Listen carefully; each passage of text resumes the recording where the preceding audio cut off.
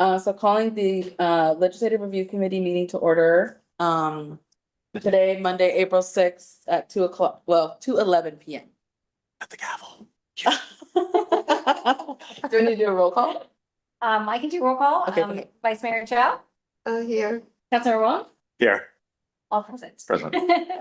Great. Well, hopefully, as you know, this is our first meeting, but we do want to get started with electing a chair and vice chair amongst the two of you.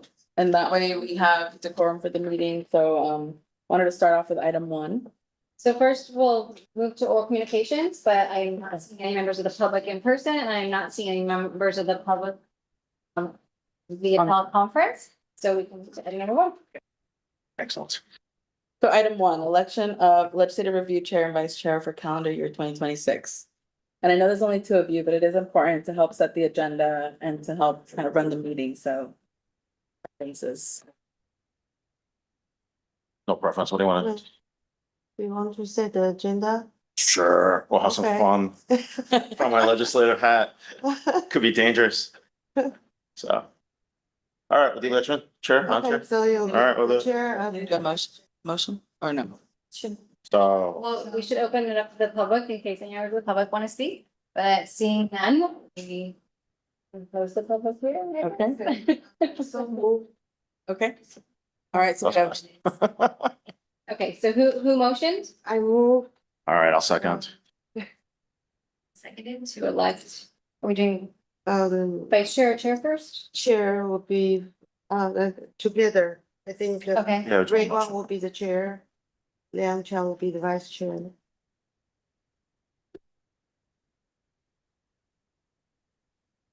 Okay. So we'll do a roll call vote. Vice Mayor Chow? Yes. Councilor Wong? Aye. Unanimous. so chair. You can help us move forward with the rest of the items or Sounds good. Yeah, fine. Okay, let's do oral communications. Do we have any oral communications? No oral communications. Okay, seeing that we have none, let's move to old business. Looks like there's none on the agenda.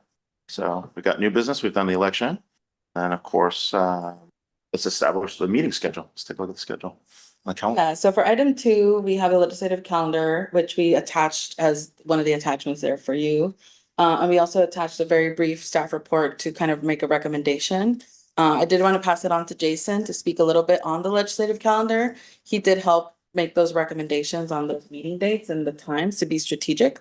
So Jason, if you want to kind of outline those dates and what your thoughts on that. Well, the dates were really based around the calendar. We were trying to have a meeting, another meeting around the June budget before summer recess in July, a meeting towards the end of session, kind of an August potential update, and then a post-September 30th signing deadline. So we were looking at an October date for that as well. So that was really the thought, was trying to pick key intervals of the legislative session and recap. Makes sense. And what, should we choose 1 or 2 days where we bring public with us on a trip up to Sacramento? Absolutely. And we can work, we can be as flexible as necessary, but typically we would advise a Tuesday or Wednesday for, I'll call them, developing a presence, if you will, telling Cupertino's story. And the reason Tuesdays and Wednesdays is Mondays, members come in mid-morning, they have floor session, and Thursdays, they typically leave mid-morning. So Tuesdays and Wednesdays are better for us, for the travel time and getting the right audiences. Got it. Sounds good. Do you have a standing reservation at Frank Fats anywhere? We can definitely get you one. But, and it is a client favorite, as you duly noted. Just asking. Just want to know. That's all. Asking for a friend. Liang, of course. So what time is a good time to go up to Sacramento? Yeah, what would be a good date to do The that? month. Well, if we would want to do it before August 31st, obviously, because that's the end of session. We don't want to do July because they'll be on summer recess. So I would say between now and middle of June would be ideal. And that's capturing members before we're really kind of timing it while bills are in the House of Origin before they go to the second house. So like. I kind of want to, June? yeah, early June. I kind of want to take a delegation up, like maybe it's like, I don't know, like June 9th or June 2nd, something like that. It's going to be about the wildfire issue. These high wildfire zones and the fact where housing bills are actually conflicting with that. I think we can get a delegation up there and bend some legislators' ear.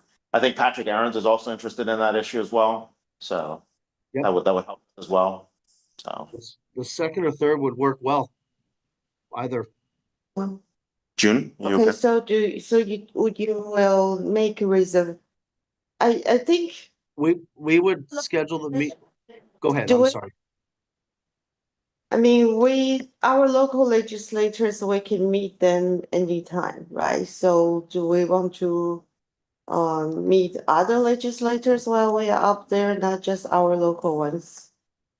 I would say both. And the reason being is if you're in Sacramento and your members find out you're there, you want to at least just drop by and let them know you're in town and give them an update. And then we would also look to meet with the chairs of the housing committee, it sounds like, and the emergency management committees. Um, The second and the consultants. council meeting the next day, so in the afternoon, so maybe the 9th, that might be better. Yeah. 9th might be better because we have city council on the 2nd. So But ninth works as well. And I'll just add that if both of you do go to speak on legislation, we have to agendize it as an LRC meeting. Yeah. I think you remember, Vice Mayor, we've had issues before about both of you, not being able to talk about legislation together. Like you would have to kind of split out, do your meetings, and then you do your meetings and kind of take a half approach for the day. Just because both of you make up the whole body of the. Understood. And then in terms of bringing residents, we've never done that in the past before, so it'd be interesting to maybe, I don't know if we would need to talk to the full council about how do we decide which residents get to come? How do we do that? So we can discuss further with the city manager and I can bring. So will the other council members be able to come? So the other council members are not part of the legislative body, but obviously 3 or more make a majority. But if if we can make this a city council decision to have a legislative day in Sacramento, then how would that be arranged? So it would be agendized as basically a council meeting day. Special council? We would have to probably include the location and But we are agenda. like have a meeting location because we'll be running around. Right. Yeah. And I don't know if I can ask the clerks, like in general for Brown Act reasons, can the majority of council go to Sacramento and talk about legislation? Before it's only been just 2, so they kind of split off. So if we don't make it a day, it'll be easier. And then we'll make it a day when we need to make it a day. We'll just tell people to meet. Right. Yeah, I think, for example, Cal cities have their advocacy dates that anyone can go. Basically, you could have a majority of any city council that would be there. But I guess it's hosted by another organization. It's also an external So it's not organization. Correct. It's a little different. If it's Yeah. just our council going up there, then yeah, it would need to be carefully vetted by the city attorney's office that we're following all rules. And I can discuss with Floyd and everyone, city manager, and come up with some ideas. So if it's too hard for the first one, just let's do it the regular way. But I do want to involve the public as we get closer towards, the legislative session, because there's going to be things they want to come up and talk about. It'll be good to have them. And I would obviously yield to the city attorney as well, but I will say that the LRC makes it a little bit unique because you have the body, but we, with regularity, have legislative action days, so we could call it a Cupertino legislative action day, and members participate 3 or more. Oftentimes, we have entire mayor and council in Sacramento meeting on issues, but as the city attorneys pretty consistently, as long as you're not taking official action, it doesn't violate the Brown Act. But again, I would yield to the city attorney, but depending on how we frame it, you could have a little more flexibility. There's no action. It's just basically sharing our issues. I mean, there's nothing like going on. And also, if let's say, two council members were to go that were not part of this body, so like, let's say you and the mayor were to go. That alleviates some of the Brown Act issues, because she's not part of, well, I guess she is, because she's an alternate, so never mind. Never mind. But yeah, so there's always complications when you come to the majority of the full council or the majority of this, but I can come back with some ideas at our next meeting. So Monday is not a good day. Mondays are difficult because members are traveling in to Right. Sacramento. And then they have floor session in the afternoons, 1 and 2 PM. And 26 is Memorial Day, so kind of coming out of that. So 2nd, 9, 16, we have council again. 23rd, we could try. Want to do 23rd? No, it's just I have class Tuesday, Wednesday, Thursday. Oh, your classes. Oh, sorry about that. Okay. I have to miss the class. Oh, yeah, you're taking that one class. Maybe It could be, can go. could be Ray and here. Yeah, it could be the mayor and you. Yeah. I won't decide. Yeah, it could be anyone on that. Yeah. So I'm looking at these It could dates. be mayor and you. Yeah. You tell your professor I said hi? Huh? Yeah, Okay. okay. All right, so I've made note of that, potential Sacramento day. In general, in terms of the regular meeting days, the dates on the staff report are today, obviously Monday, April 6th, Monday, June 22nd, Monday, August 17th, and Monday, October 19th. We wanted to keep them consistently Monday, it's every other month. On a Monday? We want to meet. repeat the dates again? May Sorry. Yeah. Also, So it's Monday, April 6th, Monday, so June June is 22nd. after the budget adoption, right? Correct. And then, So we want to meet. it's also in your, May, it's also in your packet. especially we can plan for the legislative. Yeah, we do wanna have I think to we plan. can meet in May. Move the June 2nd one to May. Is that what you want to do? Okay. Let's do that. Yeah, so page 8 of the packet has the dates on there, so we can move the meeting up to May. Yeah, I. Yeah, right there. Yeah, that. May 1st, is that where we're moving that to around this time? May 1st would be the day, yeah. May 2 1st. o'clock, May 1st. Got it. All right, cool. Does that work for Jason? I want to make sure we have our, Make sure everyone can meet. Yeah. Wait, What? May, when? June 1st, no, we're talking about May? May. May 1st? Oh, okay. May Oh, 1st is a Friday. Right, So let's do May 4th, 11th, or 18th. Or The 11th is you have audit committee Oh. meeting. Audit committee is also on Monday. May 4th? I don't know Okay. what's the dates. I was This thinking- is On Let me audit. pull up the, Audit usually meets on the fourth Monday of the month, if I'm not mistaken. Oh, Last round. Memorial Day. Yeah, no. How about the 18th?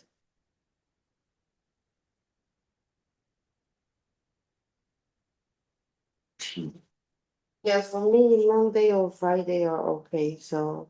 We can do 18. depending on your I'll be schedule. remote for 8. So we actually can't have remote participation for these meetings. Oh, But the quorum needs to be present. Yeah, the quorum, so the majority of the body needs to be present, and the majority of the two is 2, because. oh, so that's- okay. We were doing remote before. How did that happen? Yeah, so remote was when everything was remote That for was COVID. COVID. That's when we had that exception. Oh, this is gonna be interesting. Okay. But remember, we do have an alternate who can attend if needed, but I would like for the chair to be here, obviously. Yeah. Can we do June 1st? Can we do June 1st? June 1st? June 1st? Let's do June 1st. Can June 1st work for you, Jason? It does, Is it- better than the 18th, because my daughter's getting married on the 16th, so I'll be traveling back. Oh, congratulations. Thank you. Excellent. Or condolences, I'm not sure which yet. Did we say May 4th? Is that not an option? May 4th. I I will think not be in it's- person. Because I think the mayor wants to have it earlier than, I mean, the vice mayor wants to have it earlier than later, right? Yeah, I think it's June 1st is too close to the advocacy day, right? Not necessarily. All the bills will come into play. We can figure out what we need to do and organize in time. A week we can move pretty fast. So it's just a question of like, while we're ongoing, do things happen while we're not meeting? Yeah, I mean, Oh, yeah. let's, I mean, the legislature's moving, but do things happen internally? will there be bills we should take position on before, like sometime in May? Are there bills we need to take Yeah. positions on? There Confirm. will be, and we have a few on the agenda today, and we'll be advocating at your direction on those. And then we'll be keeping you apprised of amendments and other changes between now and the next meeting. So the advocacy and coordination with Astrid and the team continues throughout the year. And the reason why we were recommending June was because it's after the House of Origin deadline. So after that deadline, a lot of bills die off and we'll have a better list after May. Right now, it's like everyone threw out a bill and Yeah. we gotta figure like what's gonna go So through. it'll just help us narrow down. a Yeah, little because there are some Cal City sponsored bill that I thought we should support, but they are not on the today's list. bit. Right. So I'm wondering, how do we? So we try to make a strategic selection for today. But at the end of the meeting, we have future agenda items, so we can propose items for the next meeting to take positions on June 22nd. And we do have AB 1708, not to jump ahead, but that is also sponsored by Cal Cities, and it's regarding housing and homeless funding. So there is some alignment on the recommendations on today's agenda as well. So, because also if we do adopt this schedule, we're always free to schedule a special meeting. Well, you can set up a special meeting if you need to. So are we comfortable with this recommended schedule for now and then can be flexible if something comes up? Yes, I can make all those. Still adding June first? We are removing, yeah, we're adding June 1st, we're moving June 22nd, right? So, Oh, so we're not doing June 22nd? was that when we're showing up? And wait, I think we were showing up June 22nd somewhere, right? No, that the advocacy day is June 9th. So June we're 9th? adding June 9th. Okay, we're keeping June 22nd? Yeah. We are Well- keeping June 22nd because we need to get an update. Okay, we'll keep June 22nd. Got it. So can you make that in person? Yes. June 22nd. So Jason, we're sticking to the recommended schedule that we're And adding adding June, June 9th as an action day. And June 1st? June 1st, and it's so close to June 9th when we go to the action day. I thought June 1st we will plan for June 9th. Or we don't do Oh. that? I don't yeah, know. June 1st was for planning for June 9th. So, Oh, okay. so the dates we have are April 6th, that's just now. We have a June 1st date. We have a June 9th advocacy day in Sacramento. And we have the June 22nd, August 17th, and October 19th. That's the proposal for the schedule. And then June 1st is just planning for the action day. Okay. That's okay with you? And I'll move. depending on, I just may want to throw out, depending on the city attorney's advice, we may just want to do outside of the LRC, depending on how it's structured, we may just want to do a meeting to go over who we're meeting with, an agenda for the June 9th visit. So that, depending on the city attorney, we may want to do that outside of LRC, just a thought. Yeah. Makes sense. Yeah, and we can, normally what we've done is we meet together, we make a schedule and then we'll send it out to you all and then we can. Yeah, you'll let us know on June 1st what the format is, right? And I would say we can plan sorry, Astrid, I would say we could plan about 10 AM to 3 PM and have a good agenda of a series of half-hour meetings and obviously lunch involved. Yeah, I mean, get up there for breakfast if we need to, too. If you think that Yeah. makes sense.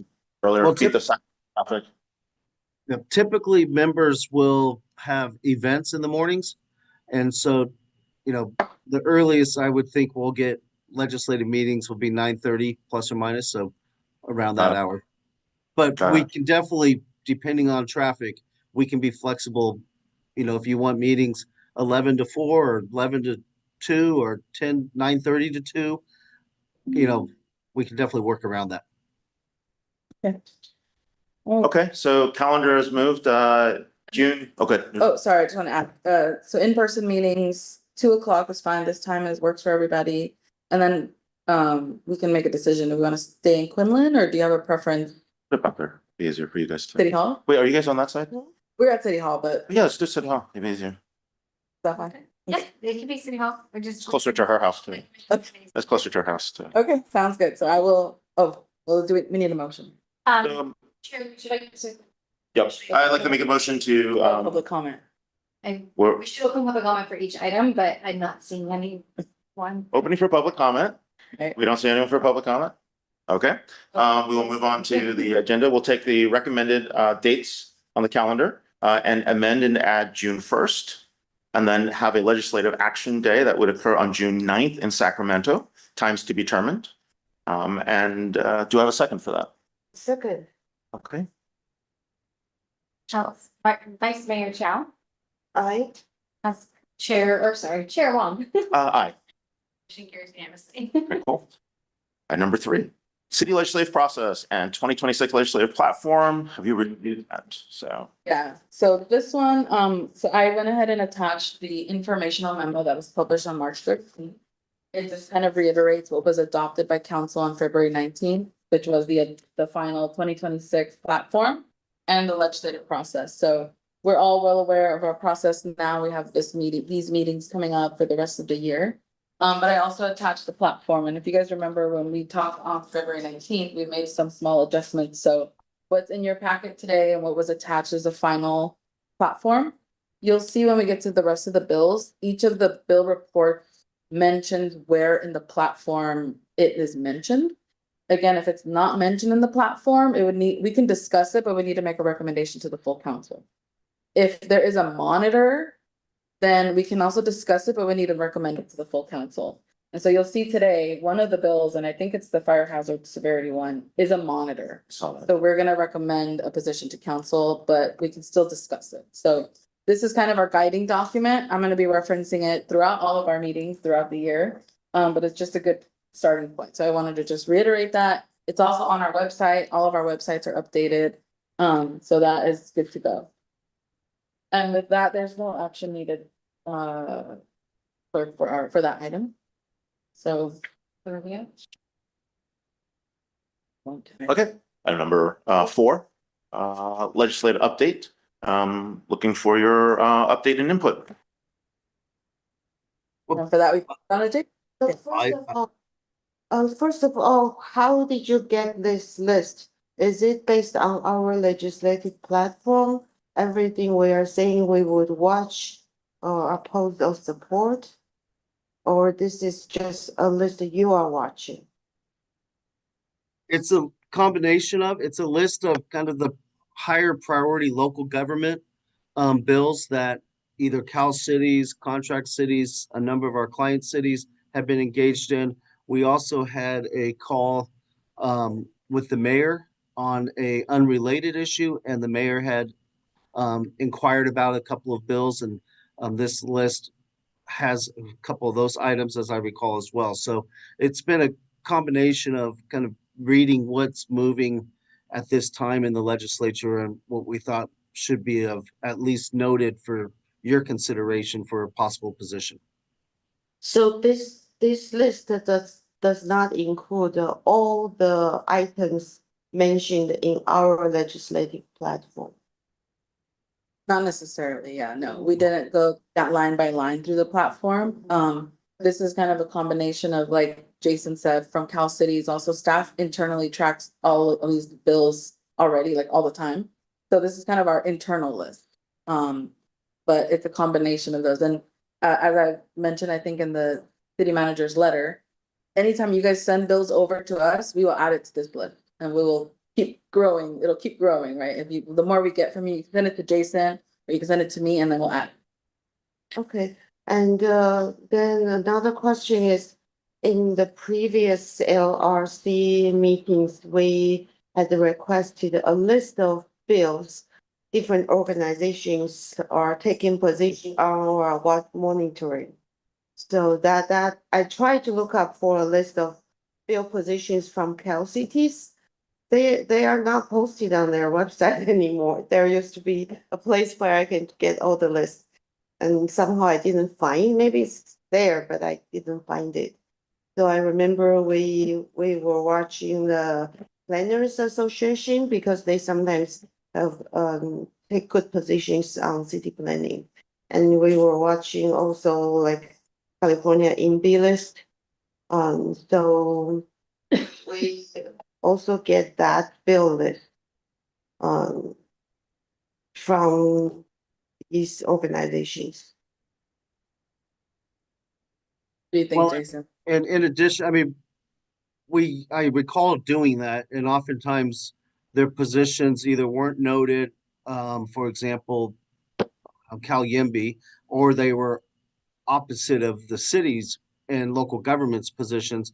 So we can provide those, but in addition, what we've been providing your management team on a weekly basis is our weekly reports of bills we're tracking and watching at your direction, but also a report on bills that our other client cities have positions on. That way, it kind of narrows down where local governments are focused.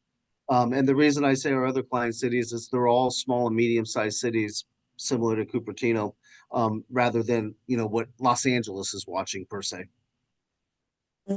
I think we want to watch for Cal Envy because a lot of bills they are pushing affect us. We want to know where they're up, what they're up to. Yep. Understood. We can, going forward, start providing, I, I think Cal Yimby has kind of their hot bills or their priority legislation list, and we can, going forward, start providing you a summary of those as well, for sure. Yeah, that would be great. And like especially Cal CTC, if we have I think they have a list of sponsored bills. Um, Yep. yeah, And they kind of do hot bills as well, so absolutely. Yeah, they've got a bunch of new bills that are introduced right now. So Yeah. most of them are really about affordability, which we're not going to go against. But I think there's a number of bills that are going to, like if I was in an urban environment on the way they're doing RDA, I mean, that's the one that would probably be concerning. We don't have that issue at the moment, but there are implications. So that's the only one I flagged earlier as I was looking at that. But yeah, Absolutely. yeah, the Cal MB site on legislation is a good resource to look at. It'll show you what they're trying to do to you, Yes, yeah. So it's good. unfortunately. It's like the Chinese saying, it's good to know your opposition. keep your You need enemies. to know opposition be better than yourself. Yeah. So, So we'll work on adding that with the next agenda. I did want to give Jason the floor to give the general update. okay, yeah. Sorry, we jumped in.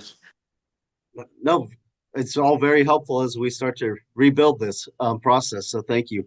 I'll be very brief, just kind of where things are. I guess the good news is the legislature was on spring recess last week.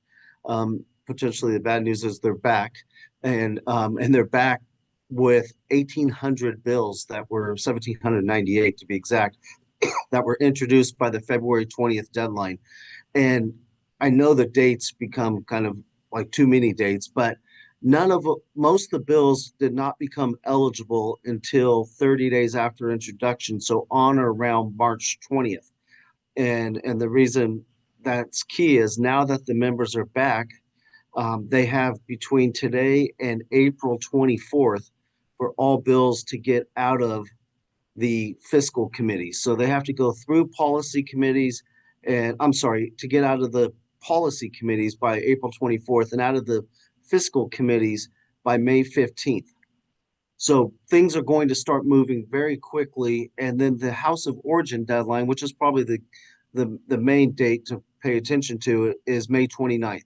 So as we discussed, visits and the subsequent LRC meetings, those are May 29th is a key date because we will see which bills are moving to the second house and moved out of the fiscal committees.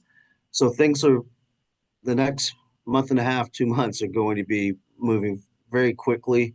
All of which is kind of coupled, and I know it's political, but it's also coupled in, and part of the process is the governor's race. It's taking a lot of attention, for no surprise, in Sacramento.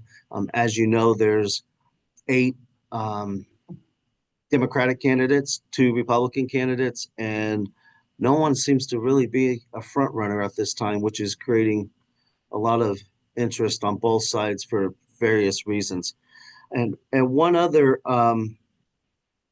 thing I would note is on the the staff report as Astrid had mentioned, and that is, I know we're jumping to the bill, but AB 2517 on the fire. I know Councilmember Wong made mention of a visit, but I also expect a big piece of the fire regulations and discussions this year will be trying to require California's fire insurance to cover all insurance, not just fire.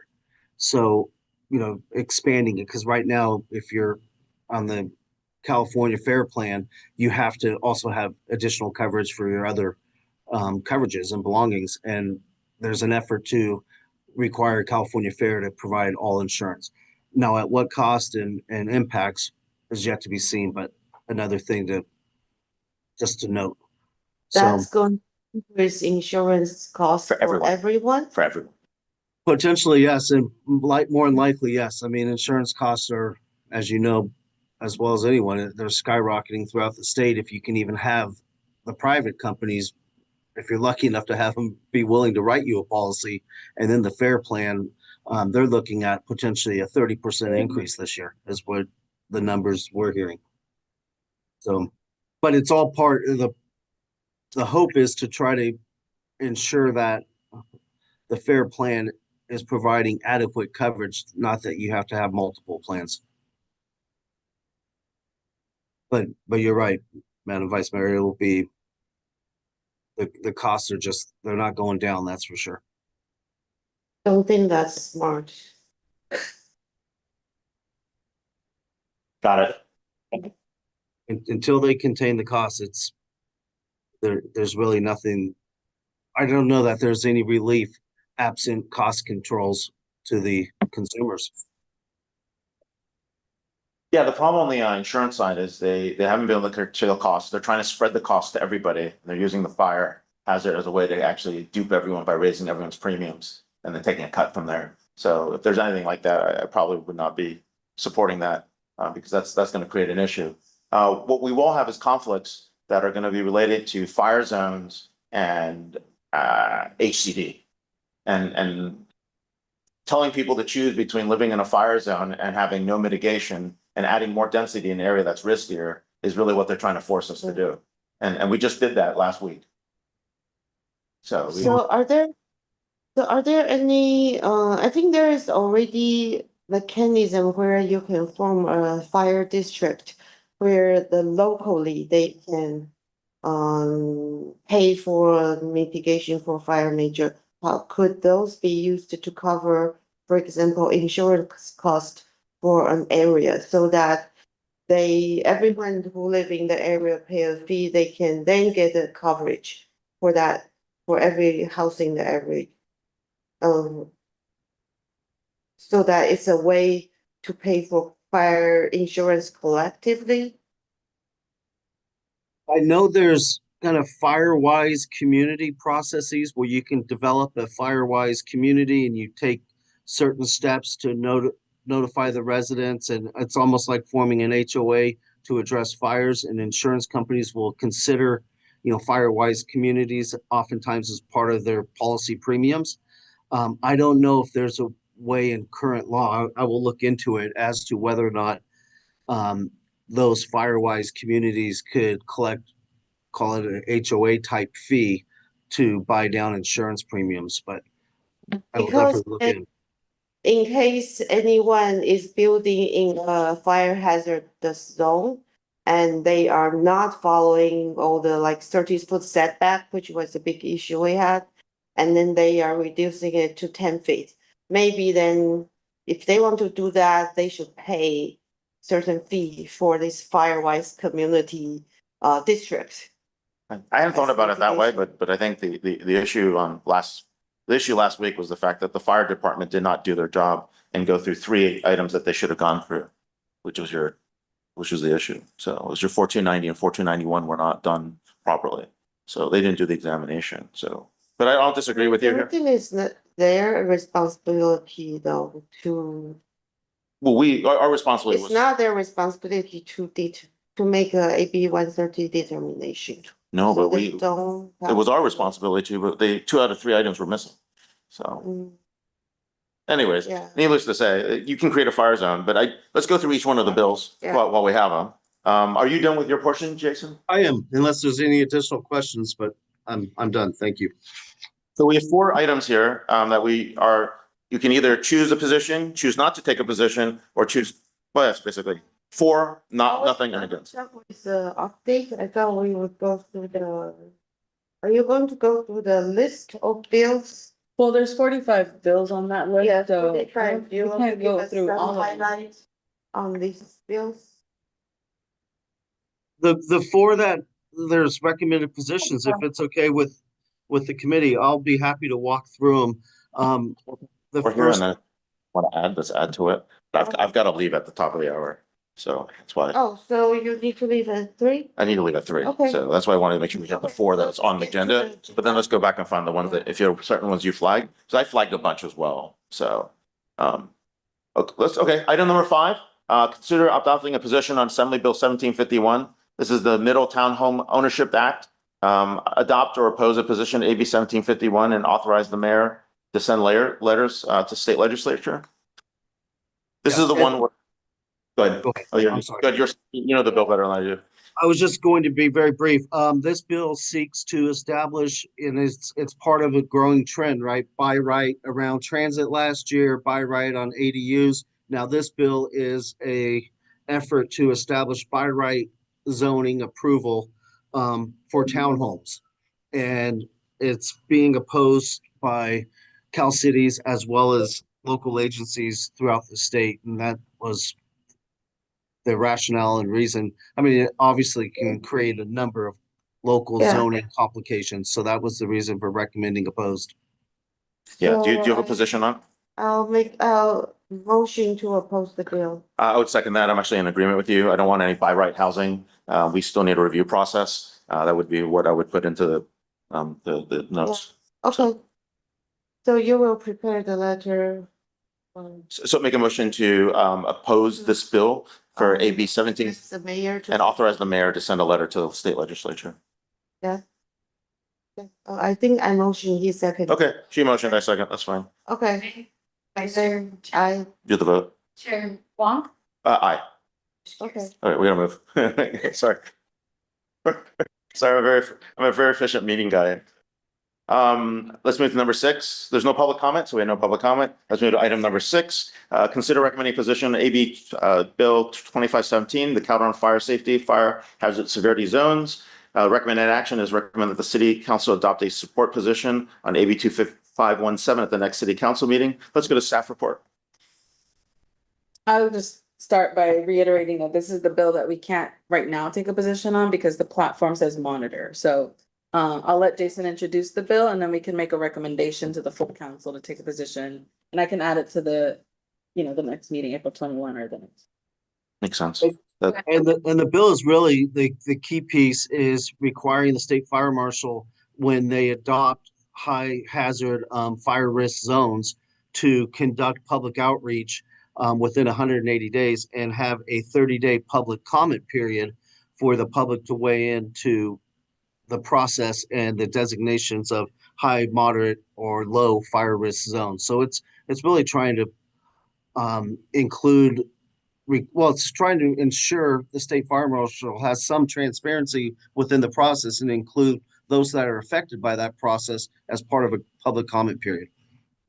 So there are local governments throughout the state supporting it, and the staff recommendation is to recommend support to the mayor and council.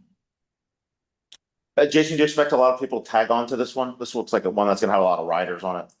No, we're already seeing particularly local governments throughout the state supporting. Okay. Yeah, but is this sufficient though? I mean, they always open for comment, you submit comments, they ignore it.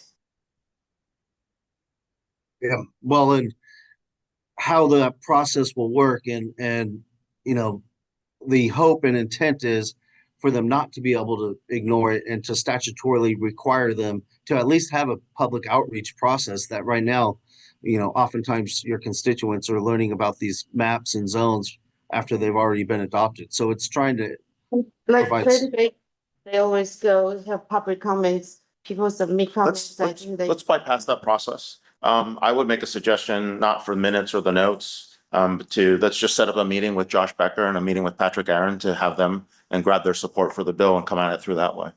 So, which would be much more effective. Would you agree with that, Jason? Let's take a I think local. it would be very helpful. Absolutely. So So it's, do we now currently have a method, show the methodology they use to identify those zones? I don't know, but we can work with them. Let's work with their staff and their teams. So, yeah, it seems we need to know how they identify those zones and then we can provide input on the methodology they use. Rather than at the tail end.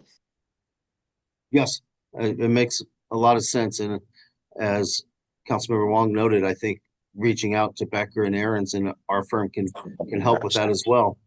Makes a So, lot of sense. do we recommend this for, to put on the council agenda? To take a position, to take a support position, right? Yeah, So that's the motion? yeah, Right, yeah. motion. The recommended action is recommend that the city council adopt the support position. Okay, Make the motion. I'll make the motion. I'll second it. Do we have public Oh. comment? No public comment, Chair. Okay, all right. Vote. Vice Chair Chow, Chair Wong. Aye. Two years.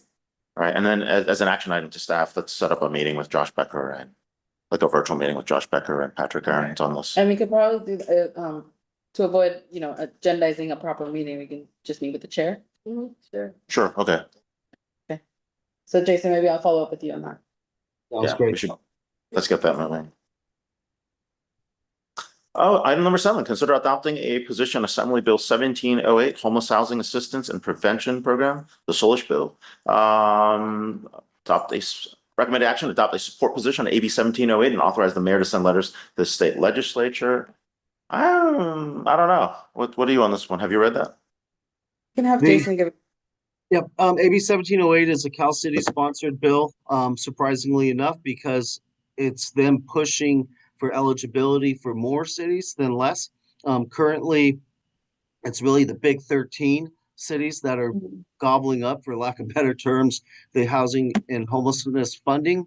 And this bill would require up to 500 million to go to communities under 300,000 population. So it makes Got it. Cupertino eligible for something they currently are not.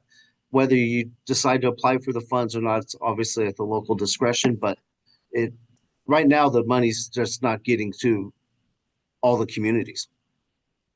That's actually a very interesting bill, just from the mechanics of it, because what you're doing is there's more small cities than large cities, but the large cities are moving faster.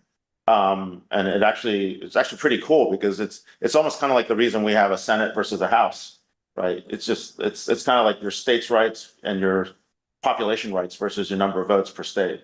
So it's actually pretty interesting. So are the counties getting those funding? Because for us, these kind of homeless services are actually provided. At the county by the level, county. yeah. Counties Even are the Counties are funding- eligible, yes. Even Currently, if we don't have the personnel to provide those services. We can't deliver the services. So the current counties are currently eligible for those funding? they are for this funding as well as additional homelessness funding. But this would also make the city eligible if you wanted to do something in coordination or, in concert with the counties. It So opens up that possibility.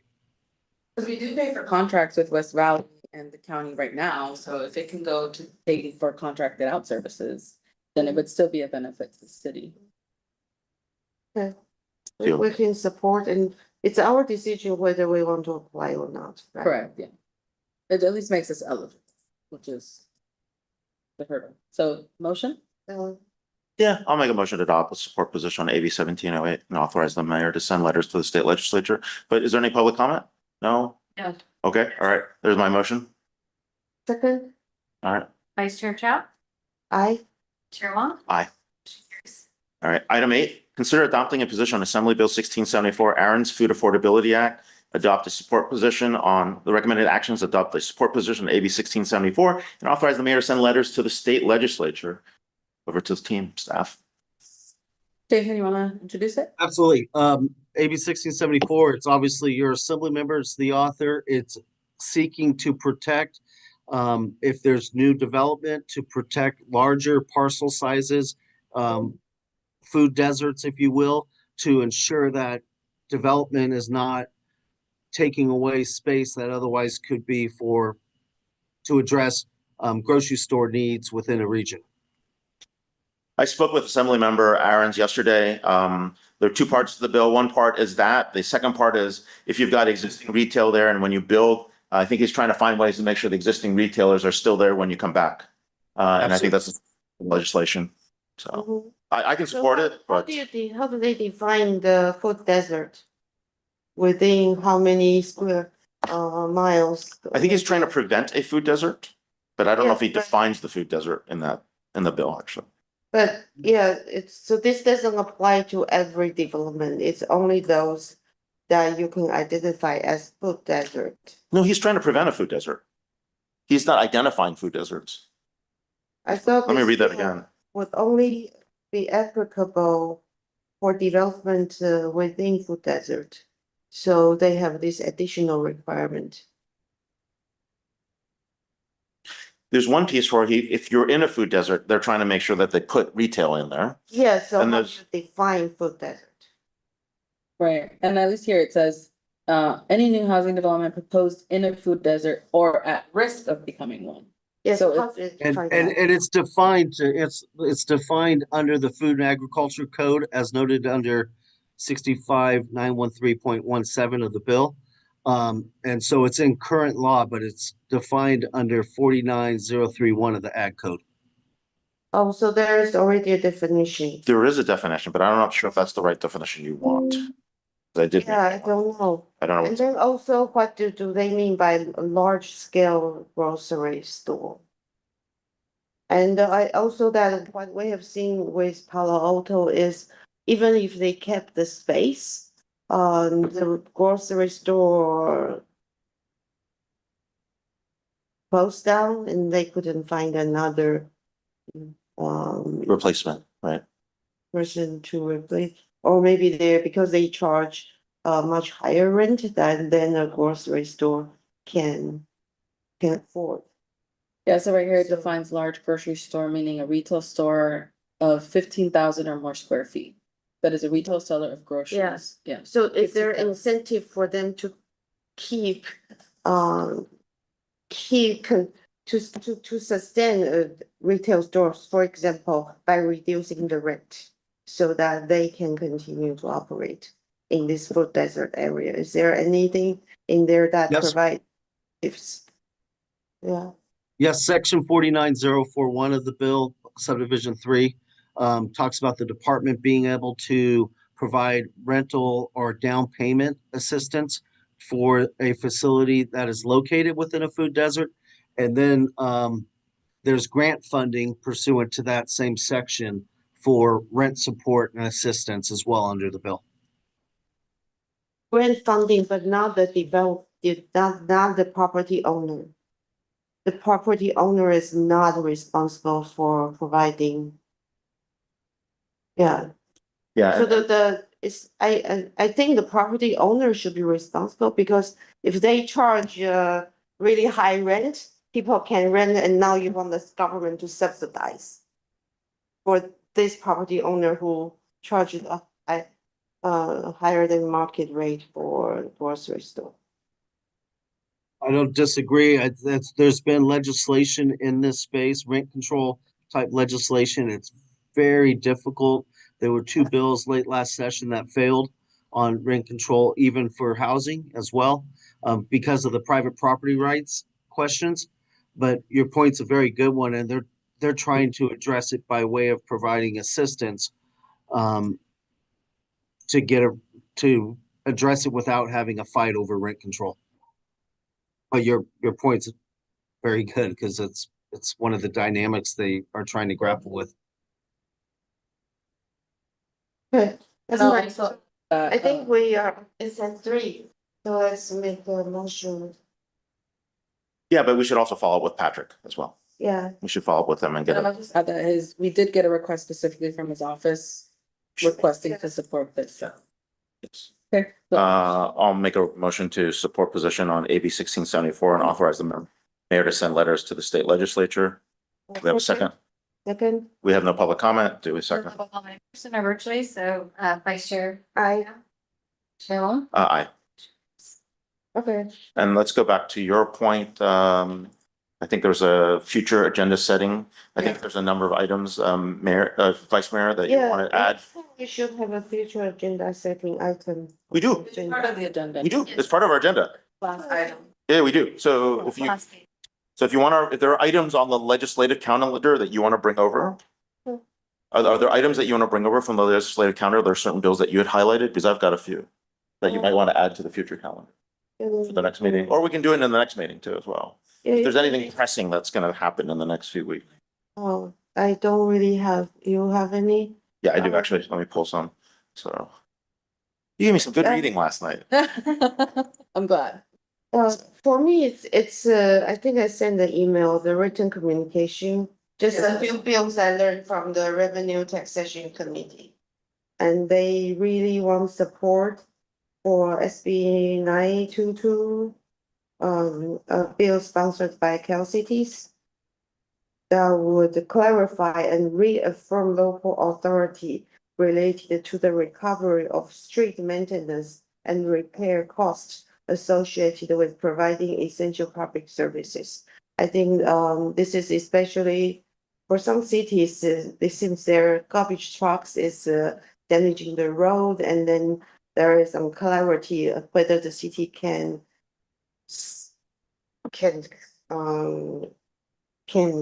ask for funding to repair their roads. So it's trying to clarify the city can do that. Interesting. Is that a bill? That's not a bill on here yet. It's not on You know, this, submitted a it's written on the, communications. Okay. it's on the list, It's on the list. on Okay. their list, up their So list. Yeah. And the second one, this is small one, but it's SB 1005. I don't know if it's on the list. It's a tiny, it's called a penny rounding bill. yeah, that's on here. Yeah. The rounding amount. Yeah. That Cal City is co-sponsoring, yeah. You for it? Hmm? You want to round up? They are not producing pennies. If you don't round up or down, how do you pay? Electronically. So. Electronically. I don't want to pay more. Don't make me pay more. Don't make me pay more. We also want to be strategic and make sure these are bills that fall within our platform that we're taking We positions on. have to issue a check. I know that they say you will be issuing a check that's I don't know. And then Jason, I don't know if you can just reiterate kind of our strategy on how many bills we should be considering and taking positions on. Can I add? Okay. Yeah. And can I add a few real quick that we Oh. just on the watch list? On your watch list, like I think SB 117, the one 1117, the one as ADUs and junior access, that's one we should actually prioritize because it's basically bypassing local control again. SB 1172, the one on Bradley Burns, this one we definitely have to push back on because it's going to affect the way we do taxation. It's kind of impacted our Apple revenues already. And then I think there was one on SB 1349. I think that's actually important to actually figure out how to actually reduce the number of tax laws. I think that's kind of the way you read it. That's the last one on your list. And hold on, let me move back up. There was one up here that was, shoot. AB 2576 on TODs, transit oriented development for Harabedian.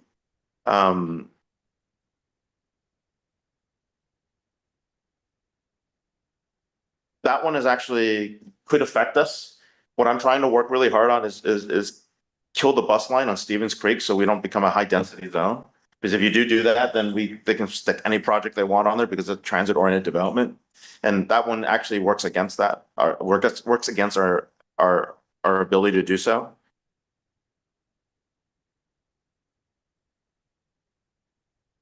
And the I am already- Harabedian bill is kind of a work in progress, I'll call it. And Cal Cities is looking to potentially sponsor it because Senator Wiener's SB 72 cleanup, he dropped it, and Harabedian is he's looking to provide exceptions to SB 79, SB 79. as part of this bill. So your point about the ability to stop the transit line is something we may want to communicate to Harabedian as part of this process. But he's Okay. looking to be helpful, and we can definitely provide input. Okay. And AB 226, we should take a look at because of the way they're doing needs allocation. So. Okay. That's it. Sorry. Yeah, that's what's on my list. Okay. I don't know if you have anything else to add. That's just. I just wanted Jason to add a last comment on strategy and how many bills and all that stuff. As a- Very briefly, what we've tried to advise in the past, and I think it's still kind of worth noting, is we often say there's no award at the end of the year for writing the most letters. So point being is when the mayor and council adopts a position and we communicate it to your legislators and others, we want them to know it's something that is significant. And kind of the challenge or the balance we try to strike is if there's 20 positions and 5 are critically important, we don't want one of your legislators to say, well, I voted against you on the 5 important ones, but I helped you on the other 15 that didn't matter. So it's just a matter of trying to channel the priority of the positions so they know when Cupertino has a position, it means something. And I think you obviously, Councilmember Wong just noted reasons why those bills that we will be looking at are significant. Yeah, and think about bills that we could trade with folks that really don't make a difference to us, but if they do need support, we can pull support somewhere else. We do a horrible job horse trading on our side. So. Yeah.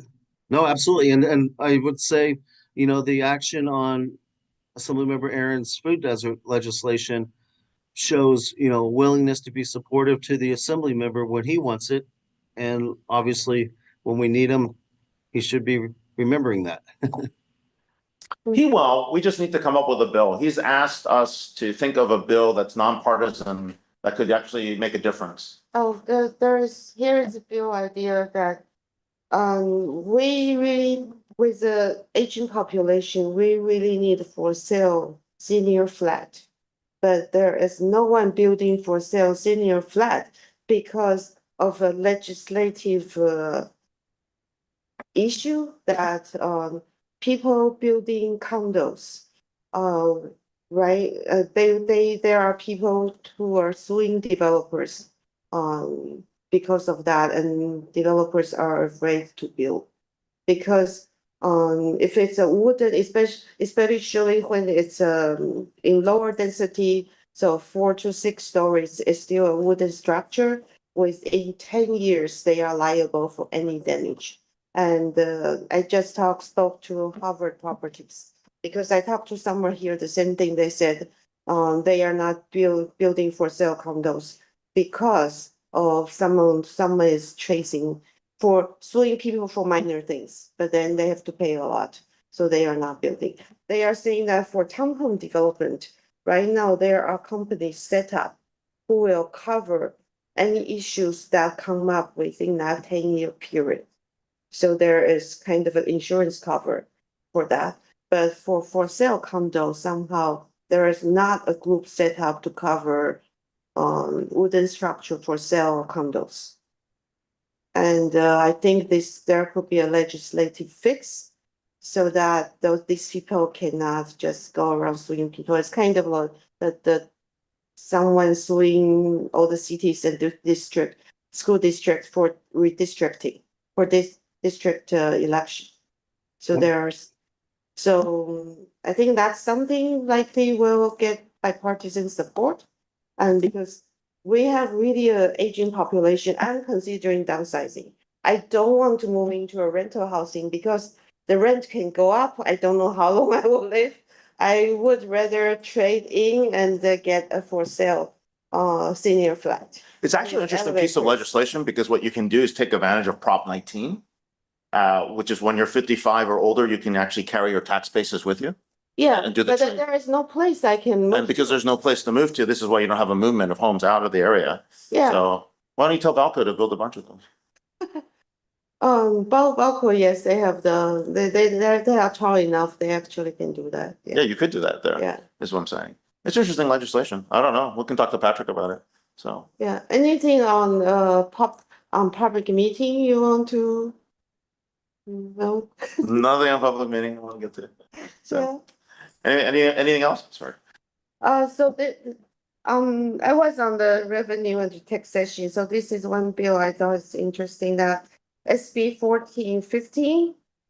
They are trying to allow property tax exemption for moderate income housing. So basically, market rate housing, they are trying to get property tax exemption. I I think it will affect the city revenue. And then there is another bill that they have alerted, is AB 1953. It's a short-term rental bill that they are going to take away local control. When there are natural disaster and other events, they want to control how many short-term rentals city provide, it seems.